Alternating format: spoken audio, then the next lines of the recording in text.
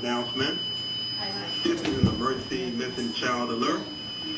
The Walton County Sheriff's Office and the Georgia Bureau of Investigation are looking for a gray 1993 Toyota Camry, tag number BQW 9549, or a 1990 Geo Metro, tag BYK 4692 on 7/14/2012 at 1:30 p.m. Austin Waters, a white 3-year-old male wearing a blue t-shirt and blue jeans, was last seen at 1605 Highway 138, Monroe, Georgia, and is believed to be in extreme danger.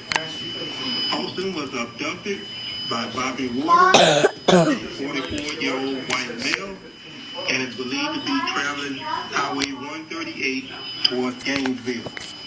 If you have any information on the whereabouts of Austin Waters or the gray 1993 Toyota Camry, tag number BQW 9549, or a 1990 Geo Metro, tag number BYK 4692, please contact Walton County Sheriff's Office at 770-267-6556.